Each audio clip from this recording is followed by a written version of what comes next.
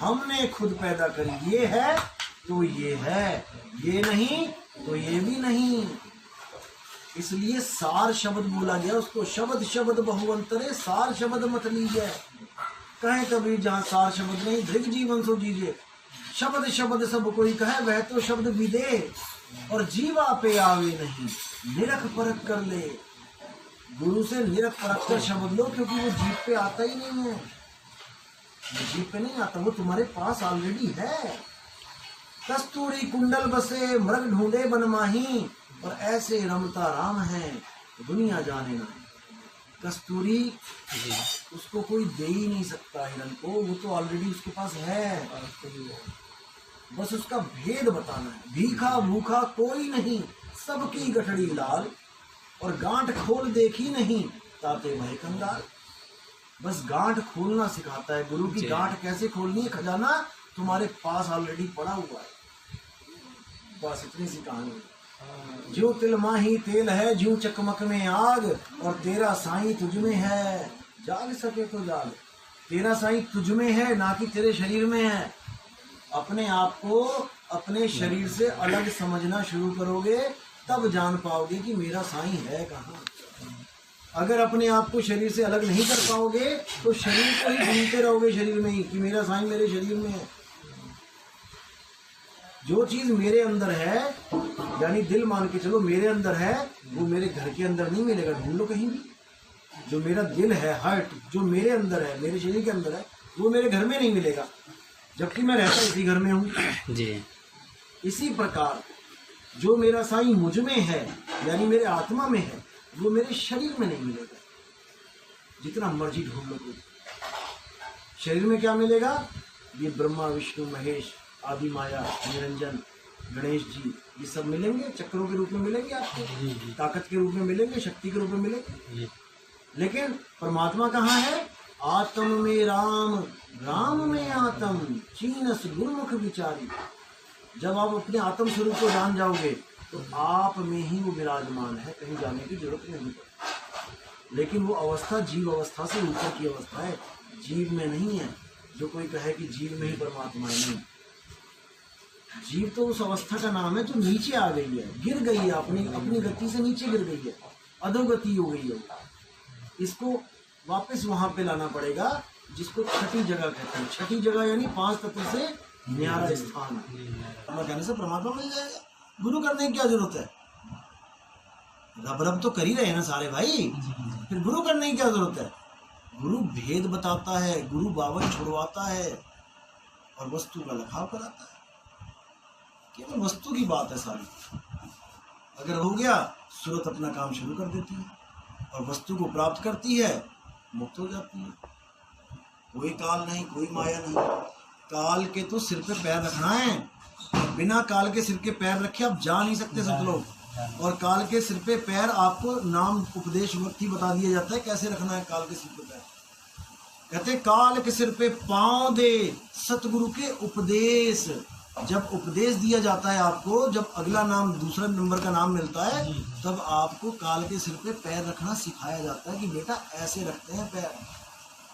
ना कि कोई मंत्र जपेंगे और वो काल आएगा भागा भागा, फिर उसके सिर के ऊपर पैर रख के सतलोक जाएंगे। ऐसा नहीं है, ये कहानी है, ये पवित्र ज्ञान है ये।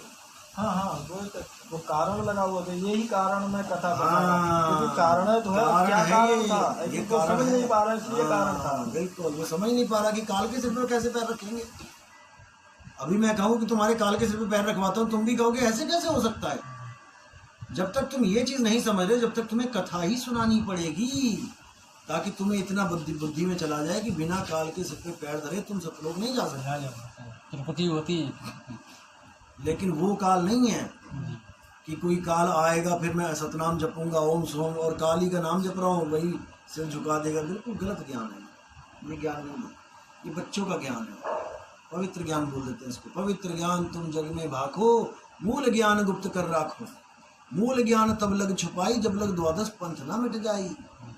12वें पंथ का जो खात्मा हुआ है असल में 11 तारीख को हुआ था, जब उनको उम्र कैद हो गई आखिरी सांस तक।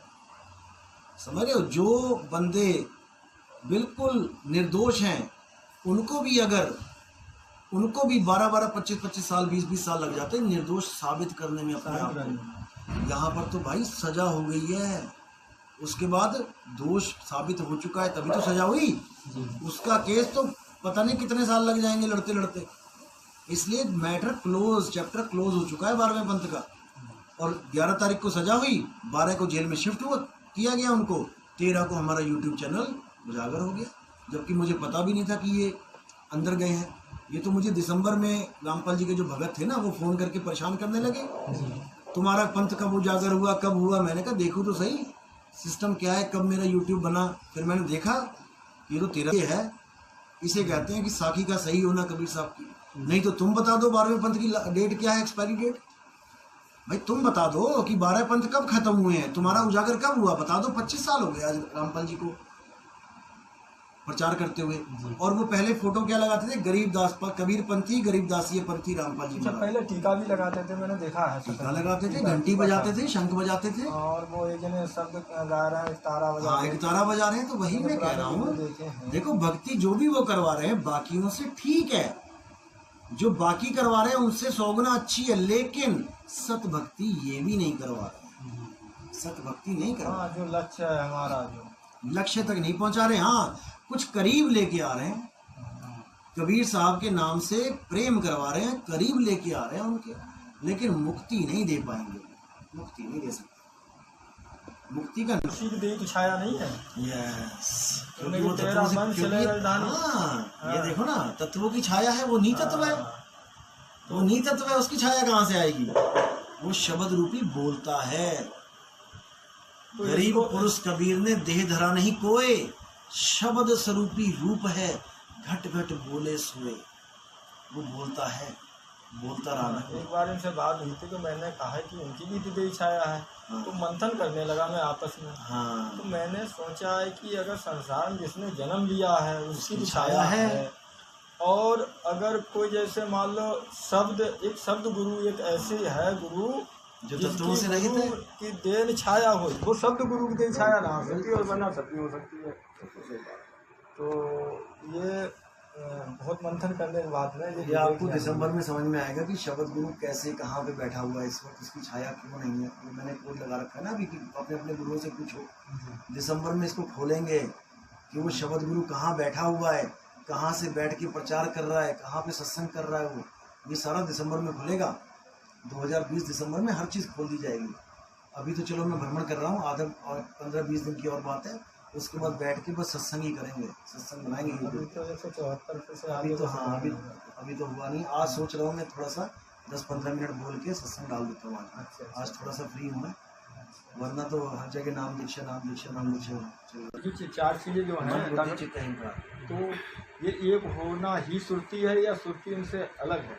सुरती चारों को चला रही है, इनको चारों चला रही है। ये चारों जड़ हैं, मन बुद्धि चित्त अहंकार चारों जड़ हैं। सूरत और शब्द के अलावा सब कुछ जड़ ही है। जैसे कार के टायर, कार का इंजन, कार की बॉडी, ये चल तो रही है। कोई सार नाम जाने बिना कागा हंस न बोले।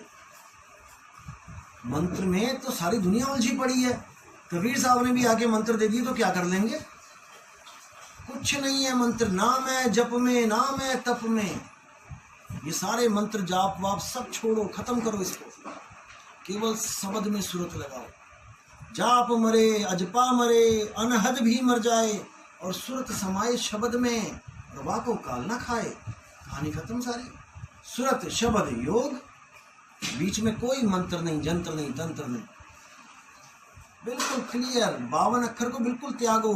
नहीं भाजी, 52 के जंजाल में फंस गया ये संसार। अरे सिमरन 52 का करे, कैसे लागे पार। परमात्मा का सिमरन करना था और कर किसका रहे हैं? 52 का। पानी को पीना था, करने क्या लग गए? पानी पानी जल जल वाटर वाटर करने लग गए। ये 52 अक्षर बहुत बहुत बड़ा जाल है। जब 52 का टूटे डोरा और सहजे छूटे काल झकोरा, फिर नहीं आए फिर नहीं जाए, सार शब्द में रहे समाये। जो नर पड़े 52 के फेरा, सो नर जानो काल के चेरा। काल का दूत वही है जो तुम्हें 52 अक्षरों में फंसा रहा है। ये वो हाल हो गया कि तुम्हें जाना तो है 100 कुत्तों के बीच में से, लेकिन तुम्हें मंत्र पकड़ा दिया, लाठी डंडा लाठी डंडा लाठी डंडा। अरे नोच नोच खा लेंगे तुम्हें वो। सतगुरु वो होता है जो मंत्र छुड़ाए और वस्तु लखाए। डंडा दे तुम्हारे हाथ में, हॉकी पकड़ा दे, एक कुत्ता भी गली का तुम्हारे पास नहीं आ पाएगा। क्यों? वो डंडा वस्तु है, मंत्र नहीं है वो। जब कुत्ता मंत्र से नहीं डरता तो काल मंत्र से डरेगा क्या? काल के लिए भी वस्तु है। कौन सी वस्तु? सार वस्तु, सार शब्द। सार शब्द आए जही विधि हाथा, हाथ में आएगा, और तेही विधि काल नवावे माथा था। सार वस्तु है। अरे वस्तु कहीं ढूंढे कहीं कैसे लागे हाथ, गुप्त वस्तु तब मिले जब भेदी लीजे साथ, और भेदी लीना साथ में दीनी वस्तु लखाए, कोटि जन्म का पंथ था पल में पहुंचा जाए। उस वस्तु का ज्ञान तुम्हें एक पल में हो जाएगा, तुम्हें पता लग जाएगा वस्तु पड़ी कहाँ है। जैसे किसी ने बोला ला बंदूक लेके आ, सामने दुश्मन है, अब भेद ही नहीं पता बंदूक का, कहाँ ढूंढूं? अरे वो अलमारी में पड़ी है। तुम्हारी सूरत एकदम जाती है अलमारी की तरफ। ना बाथरूम में घुसोगे, ना लैट्रिन में घुसोगे, ना बेडरूम में घुसोगे, ना किचन में घुसोगे, सीधा अलमारी की तरफ, क्योंकि वस्तु का ज्ञान मिल गया। इसको कहते हैं सोई गुरु पूरा कहाए, 2 अक्षर का भेद बताए।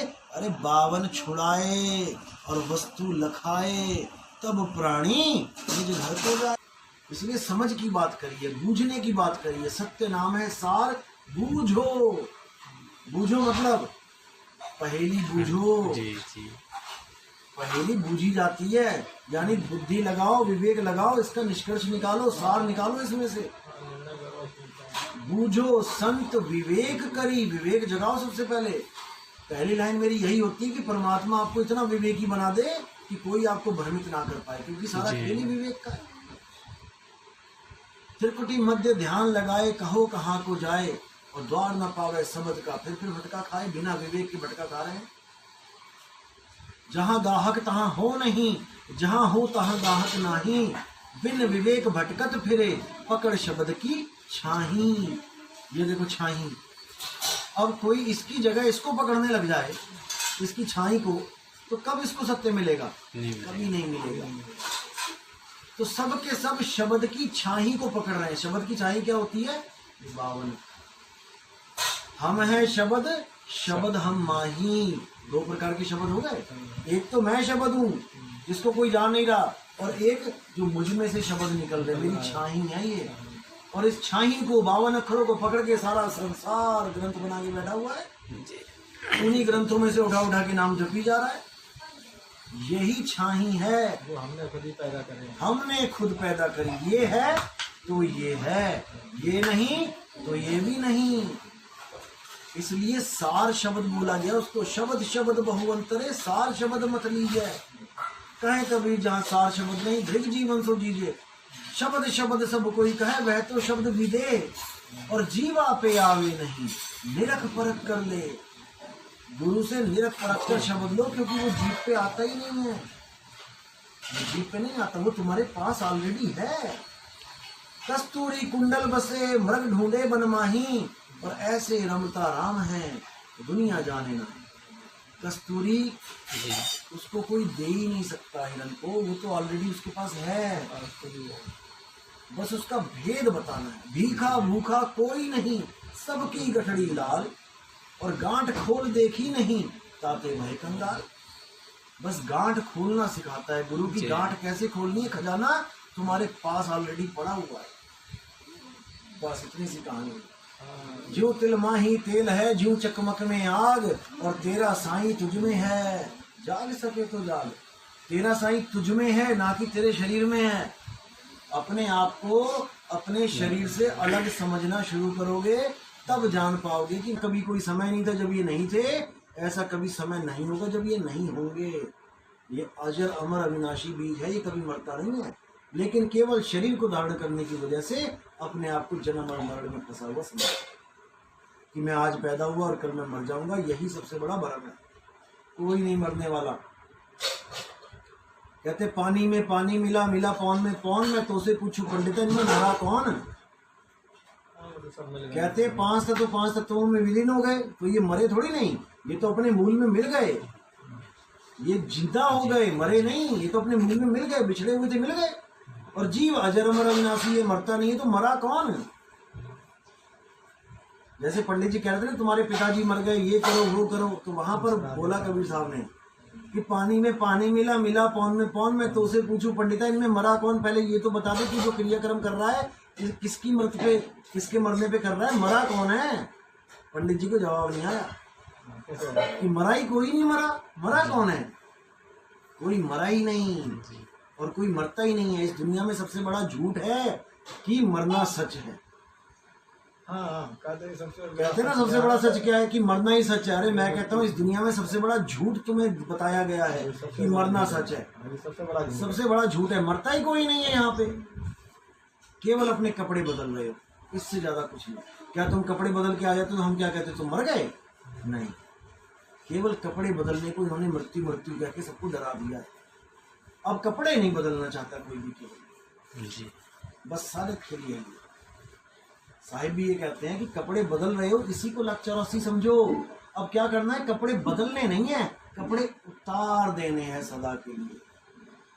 बदलने नहीं है, उतार दो, नहीं चाहिए कपड़े, क्योंकि एक समय ऐसा था जब तुमने कपड़े पहने भी नहीं थे।